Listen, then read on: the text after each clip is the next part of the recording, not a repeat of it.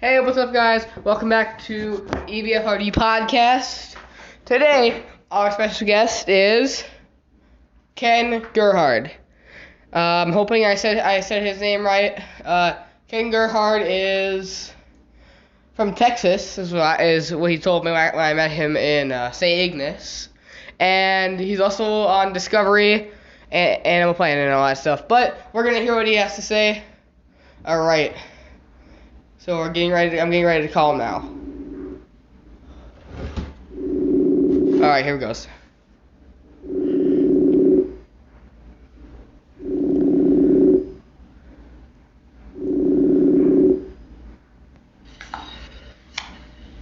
Hello? Hey, Ken. Hey, Trevor. How are you doing today? Good, how are you? I'm doing well. I saw your post. Your birthday? Is your birthday tomorrow? Yeah. Yeah, awesome. tomorrow. Well, happy early birthday. Thanks. I have no clue what that was. It's just a buzzer. Anyway, so, I would like to let my viewers here know what that one story that you told back in the conference. Usually I have the guests start with some sort of Bigfoot story, and then I ask them questions afterwards. Mm-hmm. Okay.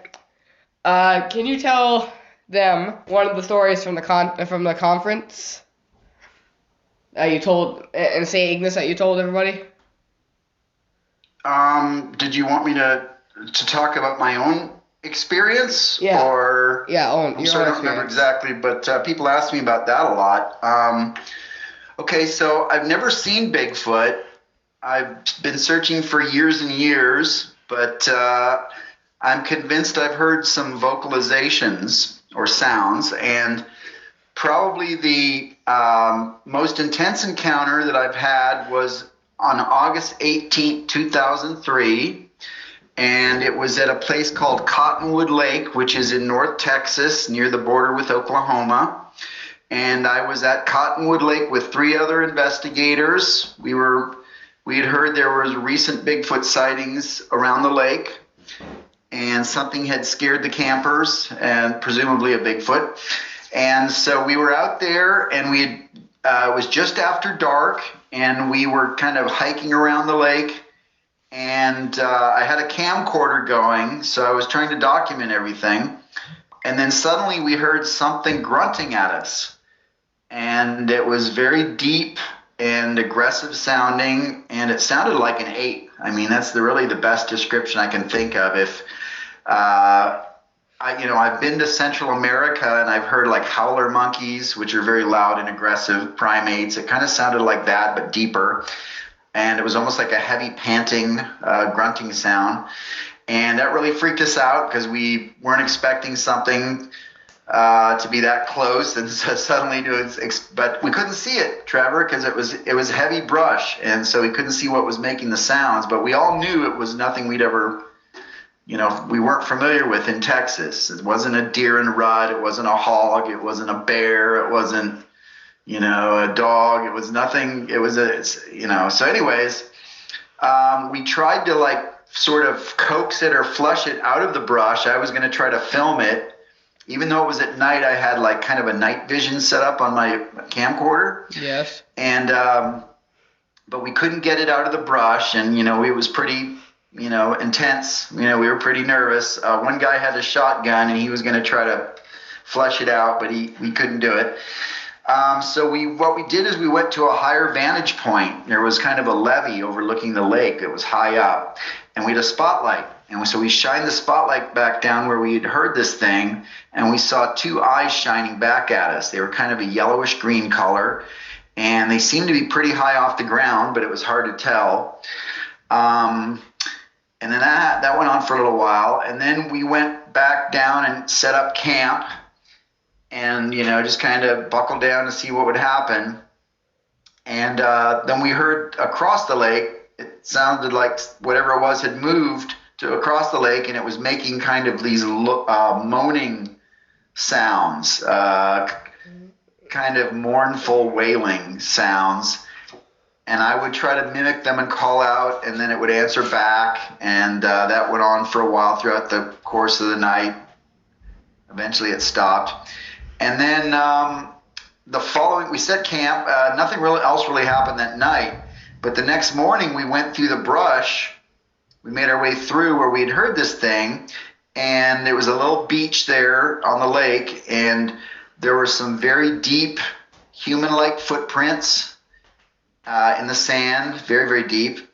And then there were a number of turtle shells, big turtles shells that had been torn in half, ripped apart from top to bottom, and those were kind of laying there in a pile, a little spread about, and there were no remains. So that was pretty convincing to me, between the vocalizations we heard, the eye shine, the footprints, and the turtle shells, that I think that's the closest I've ever been to a Bigfoot or a Sasquatch. So that was pretty convincing to me, that I couldn't think of any other rational explanation to explain all of that stuff happening to us that night.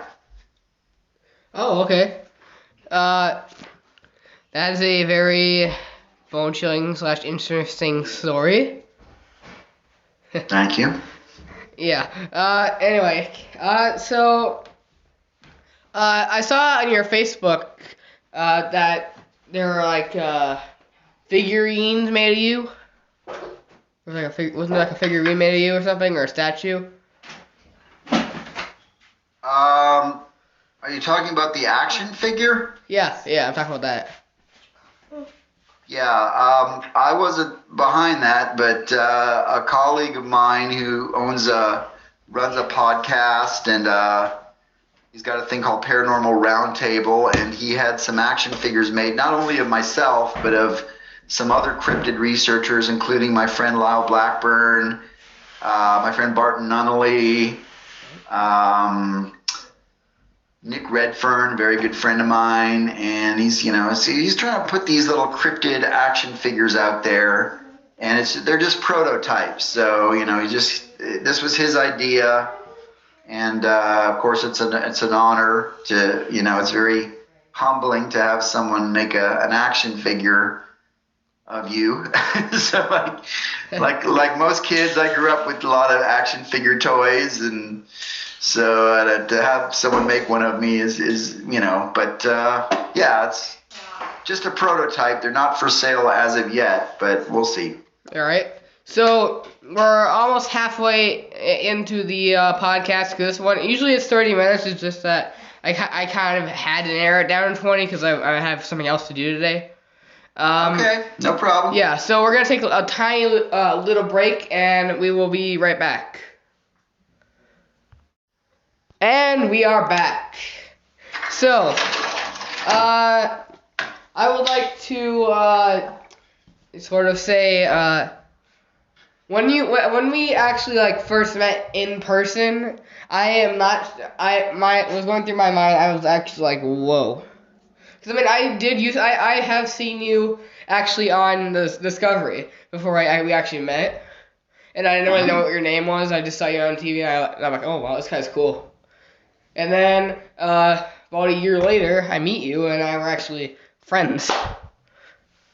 I would call us, right? Yeah, that's cool. Yeah, congratulations on all of your work, and I enjoyed your presentation at the conference in the UP, and yeah, congratulations on all of your hard work.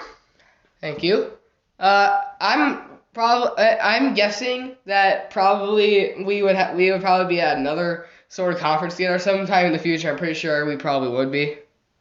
I'd probably meet up with you if I see you again. I'm not sure, but if we let's say I become a bigger, more influencer, Bigfooter, and people actually want me to be at conferences, then I'd go to it, and one of them might have you or Charlie or somebody else I know there. So are you friends with Cliff Barackman? Cliff Barackman? Yeah. Yeah, he and I are good friends. Mm-hmm. We just talked on the phone yesterday, I think. Yesterday? We talk on the phone a lot, and of course I live in Texas and he lives in Oregon, but I went and visited him in July. Spent the weekend with him, and I hope to see him again next month. We run into each other at different Bigfoot conferences, of course. Do you ever have to go to any Bigfoot conferences during like the winter and stuff? There aren't a lot of them during the winter. I understand that the Squatch Fest in Longview, Washington is typically in January. They moved it last year, but it might be in January. And I think there might be a Bigfoot conference in Florida this coming January. But typically most Bigfoot conferences start up in the spring, like April or May. And then there's a couple during the summer. And then most of them seems like they're kind of around October. Oh, okay. So how exactly do you travel to each conference? How do you have enough? How do I have enough money to book like do you take a plane places?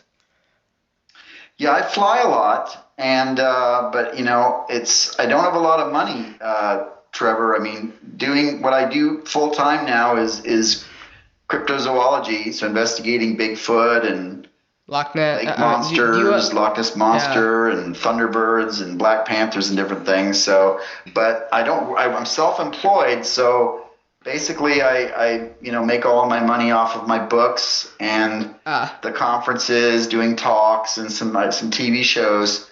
But it's not a lot of money, so I just kind of have to save up and budget and. Sometimes I can raise a little bit of money here and there. Now, when I do the TV shows, they pay for everything, of course. So if I'm hired to be on a TV show and they want me to go to West Virginia, they're going to pay for that plane ticket and stuff. That's just kind of how it works in the business. Okay. But typically I drive a lot, but I'm in Texas, so I can drive for hours and hours, and I'm still in Texas. So I do a lot of investigations in Texas. Or like neighboring states like Louisiana, Oklahoma, Arkansas. But I fly if I'm going anywhere farther than that. All right. So, has Charlie Raymond, has he ever been in like a TV show at all, or? Yeah, Charlie's been on TV. I know I've seen him on some shows. I can't remember if he was on a Finding Bigfoot, but he's been on some Bigfoot shows for sure. I know I've seen him on a couple or a few, but I'm sorry I don't remember exactly which ones off the top of my head. All right. So Matt Moneymaker, like James, Faye, and Cliff, and Renee, and all them. Do you know them well? Do I know them? Yeah. So I mean, I know you know Cliff, but.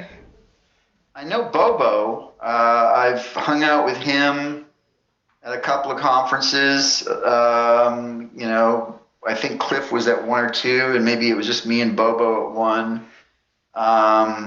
So I know Bobo. I've been with him at a few events. Not as well as I know Cliff, but I've never met Matt Moneymaker or Renee. I mean. I've never met Matt Moneymaker in person, but I did meet him online before. I kind of asked him to be my conference, and he said he had to get to know me better before he can be in my conference. So hoping I can get to know him a little more better. Cliff. Yeah, I do not know. Seems like a super knowledgeable guy. Yeah, Cliff I don't know very well, or I never met Bobo or Renee, but Well, Bobo's a super nice guy. I mean, everyone likes Bobo. He's really laid back, and he's funny. And, yeah, he's just kind of a fun person to hang around with. But he also knows a lot. I mean, he studies a lot. A lot of people don't realize that about Bobo, but he's an avid reader, researcher.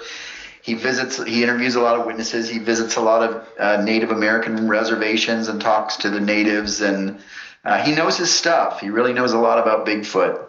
Okay, all right. So I don't know if it was you or Charlie, but one of you said that Cliff actually said something about me at all, or did he ever talk about me at all? Because I was told by one of you that he actually said something about me. Someone told me. I think Charlie had heard, but I heard when we appeared at the conference, and I obviously didn't know who you were at that point, just that you were giving a talk. But Charlie mentioned that Cliff had heard you talking or presenting or giving out some information, and that he was impressed with your presentation. So he thought you had some potential. So that's what I remember hearing, and then we heard you give your talk, and we're like, oh, that's cool. You know, he's starting off young, and he's on the right track. Ah, okay.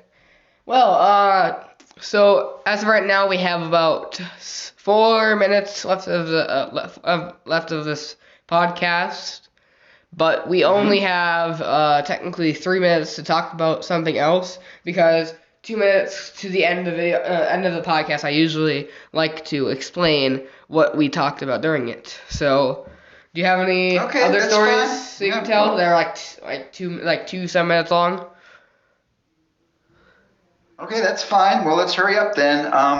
Did you want to ask me any other questions about Bigfoot? I noticed that you were listening to my presentation. I don't know if you had any questions about anything I talked about, or any comments, or. Since I only heard your presentation once, I kind of I don't remember much from your presentation. Just that you were talking about.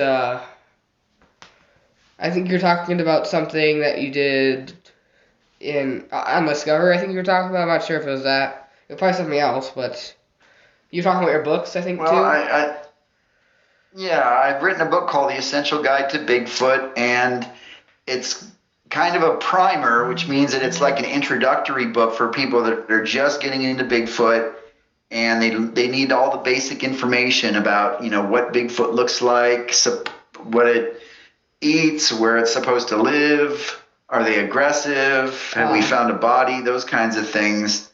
And it's not just my opinion, but the book is reflective of a lot of different people, like Cliff, like Dr. Jeff Meldrum, and all of the Bigfoot researchers from the past, Renee DeHinden and Peter Byrne and John Green, Grover Krantz. So it kind of combines everybody's, Charlie Raymond, combines a lot of different opinions into one book.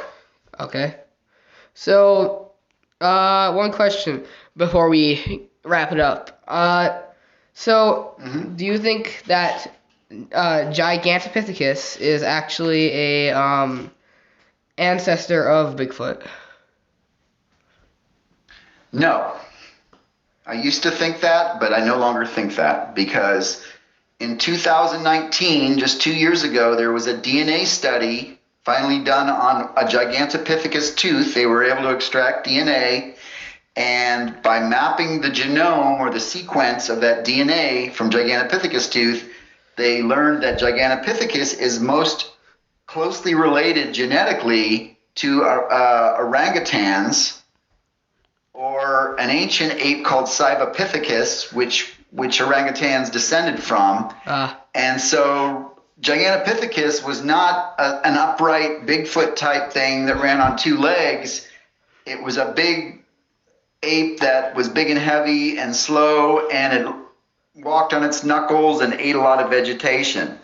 And so even though it was very big, like Bigfoot, it does not match the descriptions of Bigfoot running around on 2 legs really fast and eating meat and different things like that. So I don't, in the past that was a good theory, but I don't think I no longer think Gigantopithecus is a viable candidate for Bigfoot. Okay. So, we have about 1 minute left now, and let's recap. So we started talking about your story that you had, and my encounter. Eyes, and yes, and then we took a break, and we started talking about conferences and other stuff, and then at the end we started talking about books and Gigantopithecus. So yep, that sounds about right. I'd say a pretty successful podcast. And thank you all for watching this EBFRD podcast. Anything you want to say before it ends? Oh, anything I want to say?